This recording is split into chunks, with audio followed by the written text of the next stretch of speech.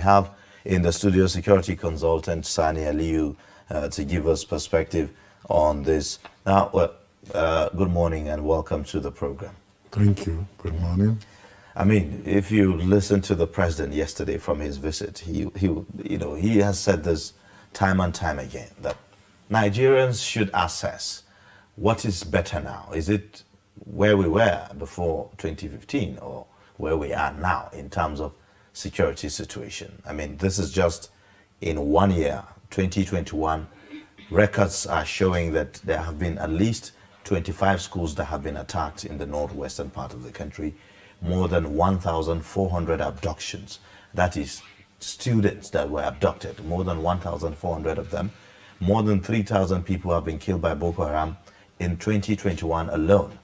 The president yet says that the situation is a lot more better than what it was before he came. So maybe just wrap our heads around this. Well, coming from the background where we are coming from, because it is very important to know where you were, where you are now, and where you are going to. These are the kind of assessment that we lack in this country, and sometimes we are too forgetful. If you look at our state before now, people are not very free in the country, especially in the Federal Capital Territory. People cannot go drinking, enjoying themselves, relaxing outside because of most of the relaxed places were closed, recreational places closed. Our streets were blocked. You cannot move freely. If you are traveling to Kaduna, it takes you like 4 or 5 hours because of the huge roadblocks, as if we were in the war zone. Coming from that background, you will say there's a little improvement. That today excuse me first. No, just ask me something. Let me just give you the analysis. Improvement in the terms of individual movements, people movement, vehicular movements. There are a lot of improvement. The situation, the heightened insecurity situation in the country, general insecurity situation has been down. But when you want to look at the other aspect of it, the other activities, you will find out that in the northwest zone of the country, the situation now has a little bit increased, while in the north central, where we have a lot of problem, Abuja was hit over 5 times, about 5 times. You will say the government of today, led by Muhammad Buhari, has not seen any hit in Abuja or here, like we used to see in the past Jonathan's administration. So if you want to, you cannot give this government a pass. Neither will you say that they have performed excellently well. No, it's on the average. If you want to give general look on what is the security situation in the country, from the indexes of that's global indexes, you will see that Nigeria's security situation is a bit down with about 2 to 3%. Nigeria is the third most terrorized country. It is the third most terrorized country in the world, of course, yes. That's why I say, when you are looking at this, what was the Nigeria's security index in 2015? No, wait. Okay, let me just pose this question this way now. Yes, there are still attacks. That's a given, but we are talking about abductions that have continued unabated. The Niger State governor has consistently raised alarm about Boko Haram hoisting flags in parts of the Niger State. We've seen attacks on roads like the Kaduna-Abuja highway, for instance, 4 consecutive times back to back, unresisted. Now, this is just a few of attacks that we've seen. That it didn't affect Abuja, is that a yardstick to say that the situation is a lot more better now than it was? That is not a yardstick. What I'm trying to establish here is the consistencies in the various security situations, from starting from Boko Haram period, where they were launching campaign almost every part of the country. And now, what we are having now is the bandits. Whatever the fraction is, we have said, like personally I've said it about 7, 8 years ago that Boko Haram would result into this situation we're having today because of the first in contact in the bush or in the forest with the Fulani, with the herders. Now it is there. Now, when you want to look at the situation critically from the happenings, you will see that, of course, Nigeria is the third most terrorized country today, but it was used to, it's the second most terrorized country from third to second. You understand? And if you want to take it from that angle, it is not a good assessment that the president is giving. But if you want to look at it from the general well-being of the people in the country, from the fear, I have been traveling. Are people scared now or not?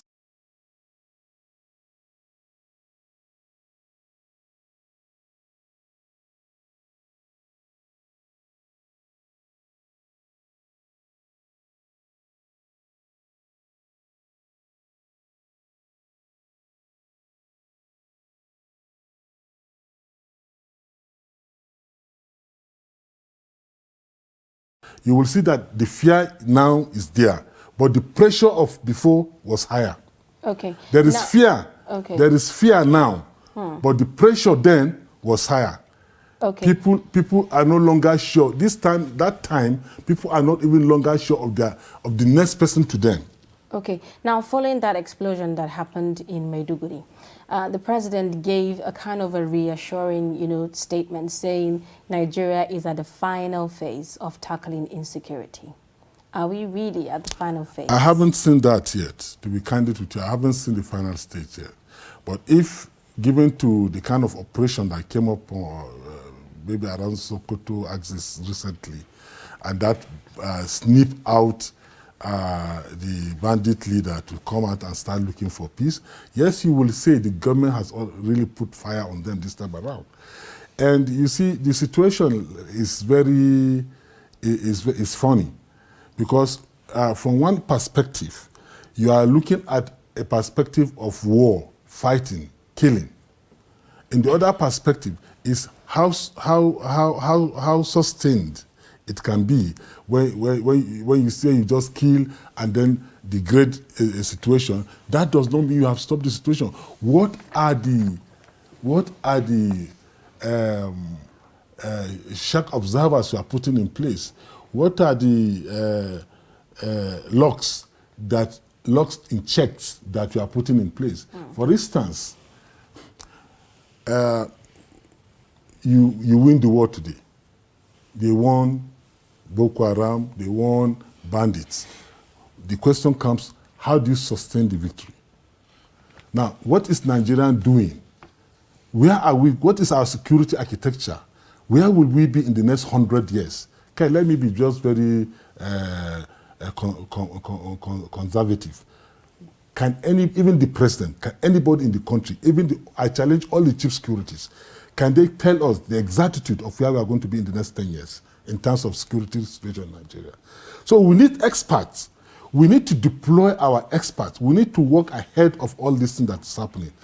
For the president to say that, to give us that assurance, I have not seen it anywhere happening now. I have not seen the body language, the movement. I haven't seen the coordination. How about the massive surrender of some of these Boko Haram fighters? About 8,000 here in this year surrendered, according to the GOC there. Yeah, when you say they surrender, that's why I say, what are the locks and checks you have put in place?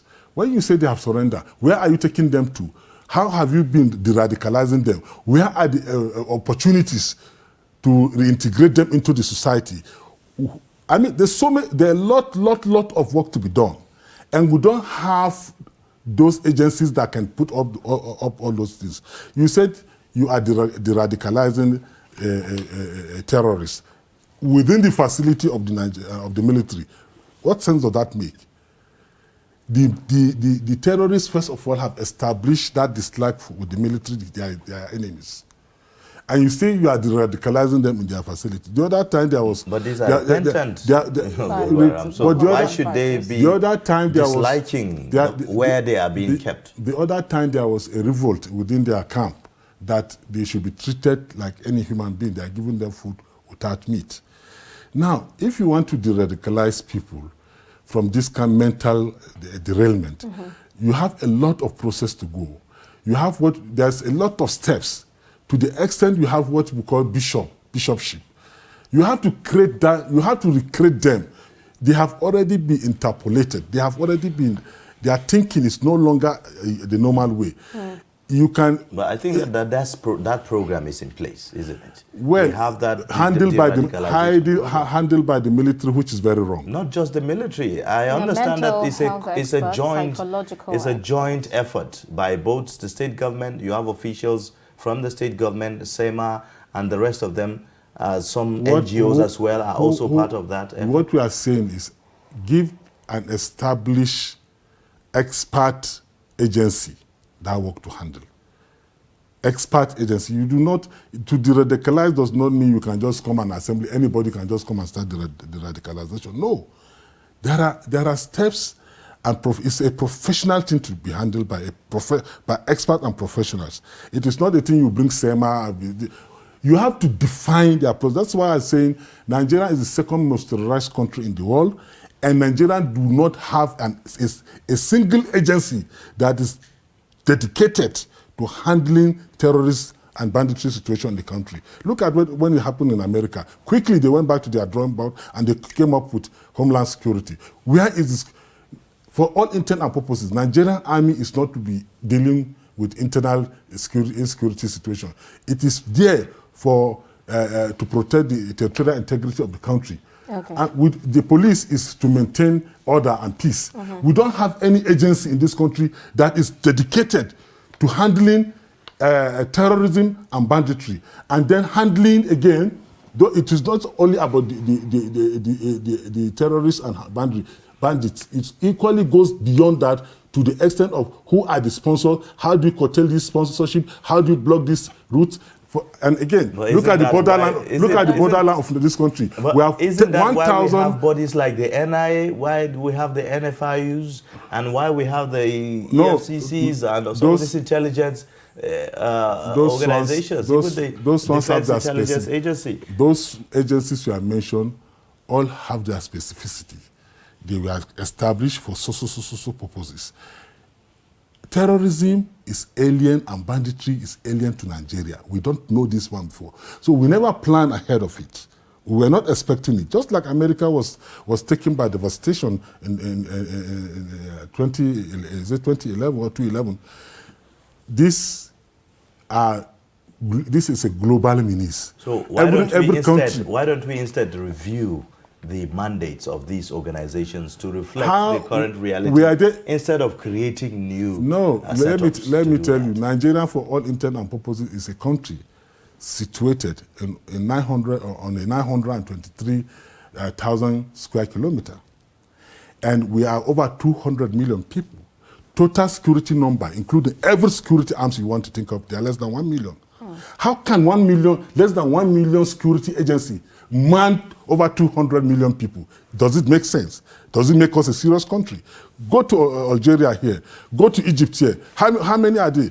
What are the security population in these countries? What are the defense budgetary of the country?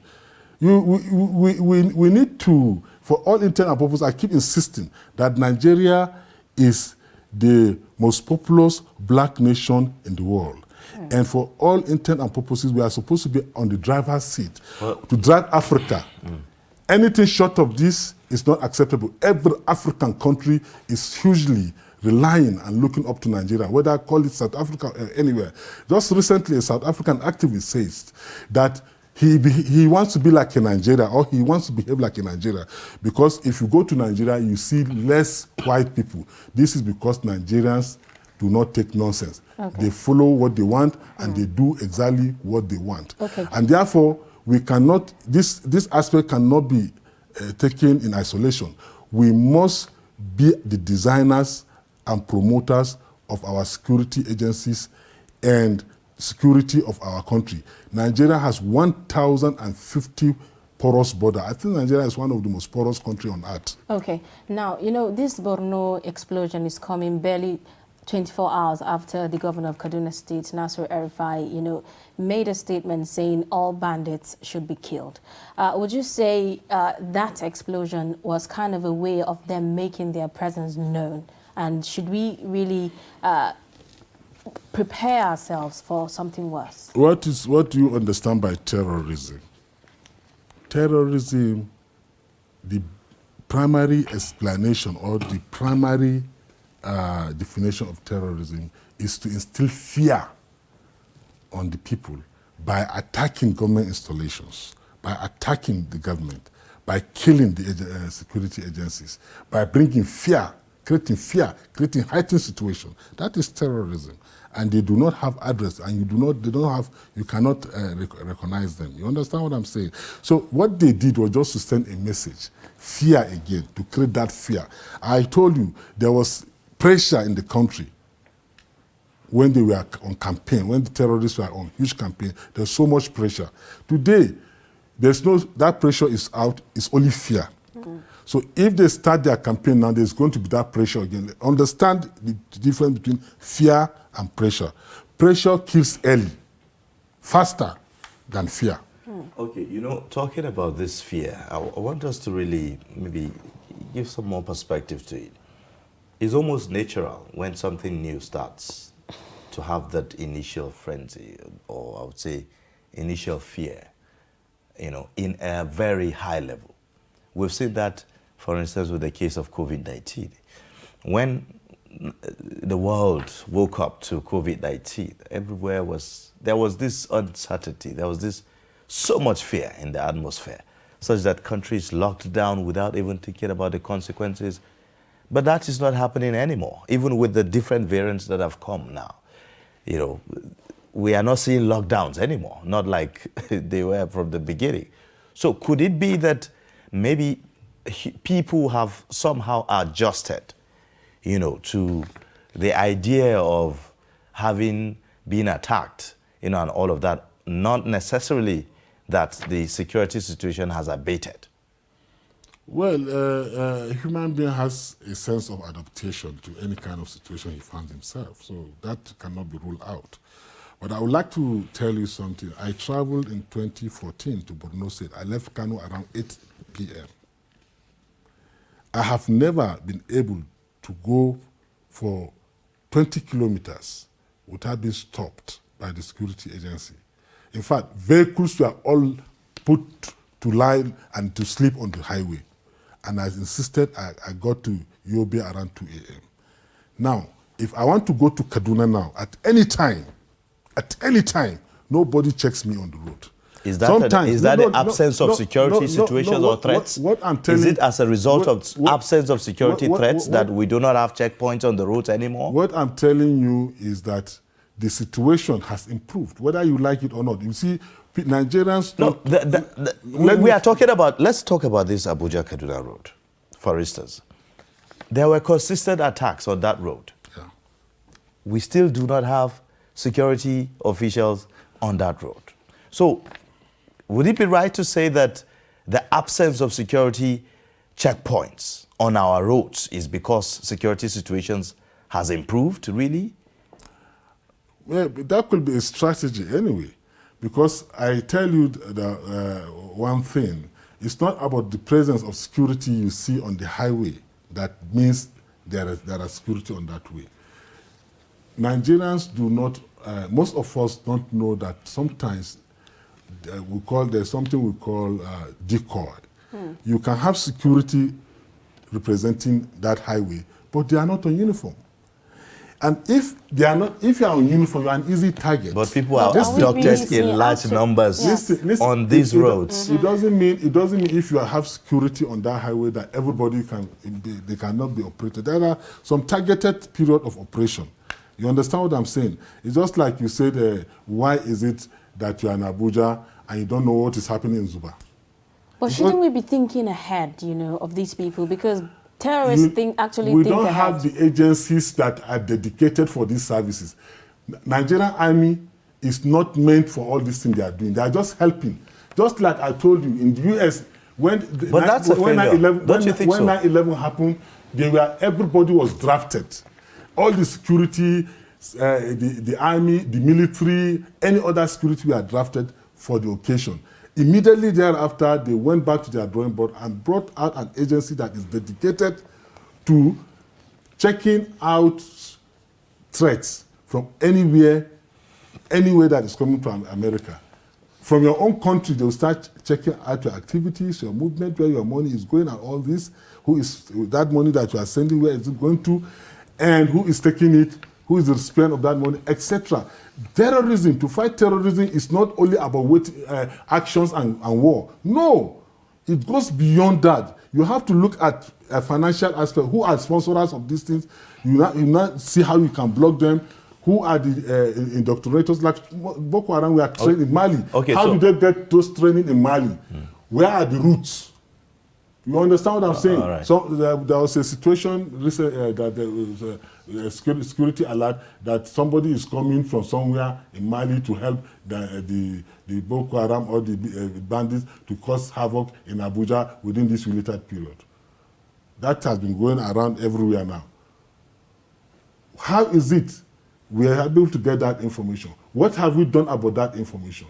Before this thing started in Kaduna, I'm one of the earliest people that alerted the military and the state security that we have cited people that came in from around Kano area with hillocks, 3 hillocks, white hillocks, and they were up to Bunungwari, up to the bush of Bunungwari. From there, they took that way through Kebi, entered San Francois. They were tracing how to have camp.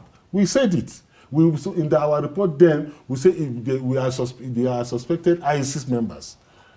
You understand what I'm saying? So have you seen a response that is positive? Was there an action taken? Exactly. Were we able to block it? This is what I'm saying. The security architecture of Nigeria needs to be improved, one. Secondly, we need to bring experts who can see the future, who can think ahead, who can permutate based on what is happening in another country, what is the relationship with Nigeria. Let me tell you, when the Pentagon House sent a representative to come to my office, we sat down with him, we were saying, he said, do you know that anything that affects Nigeria has affected America? That is why we are here. And anything that is affecting America will directly has ripples on Nigeria. You understand? Okay, so this connectivity is what our security organization. Okay, do they have this kind of thinking? Okay, so if you talk about more engagement, or some kind of expansion, or some kind of engagement of expertise in what we have been doing, it will require some kind of funding and budgeting. Would you consider Nigeria has one of the highest budgets in terms of defense, at least in Africa? Lowest in Africa. It is one of the highest. No. I mean, the budget has continued to increase. We are talking about over 500 billion naira at the moment. Listen, what is that not enough? What is the quantum of the 5 billion naira you are talking as to what the Egyptian people are, quantum of their money? What can 5 billion 500 billion. Call it trillion. Equate it with the worth with other foreign countries I see. You see, the issue is when you are looking at the size, what is the size of Nigerian military? The security, I just told you they are less than 1 million. Now, you expect over less than 1 million. We don't have any technological base of security threat detection. Our highways are very open, free. There is no single way of detecting anything. No message receiving from the highways. Nobody is monitoring anything. Even within the FCT. We saw cameras the other time, Bugos camera, 1920 camera that came, and nothing, from the day they installed them up to now, they haven't worked for 20 minutes. Money's gone, everything, nobody say anything about that. Our highways are completely at the mercy of the travelers. So we don't have monitoring as a system. Even common drones that we will encourage our university undergraduates to start is thinking of how to produce drones so that we can put them as common cameras to man places. We cannot do it. The government is not funding any research. Most researchers, people are allowed to die with their initiatives. The country needs to have a rethink. I think Nigeria, we should go back to the drawing board. It's not about all these things we are saying. We should start planning in the next 100 years. We should have plans in the next 50 years. We should be able, as a military head or a military chief, I should be able to tell you by this time, this period, everything called banditry is out of the country line. Like we sent proposal, my organization, NESO, Neighborhood Enlightenment and Safety Organization, sent proposal to the Mr. President and told him to give us only 3 months to clear Kaduna, Zamfara Road, all this place. 3 months. We have 3 months. We have so much. Nobody is responding. We asked for only 3 months, and let's see if between Kaduna, Abuja, or Abuja, Lokoja, or whether we hear anything again. You see, sometimes you are bringing yourself out to challenge the situation, but nobody is saying, "Come, let's see. What are your ideas?" Right. Okay. There's so much to talk about, but unfortunately, we have to stop here. Thank you for coming on the program and giving us these perspectives. We've been speaking with security consultant Sanya Liu, and he has been giving us thoughts around recent happenings on security situation in the country.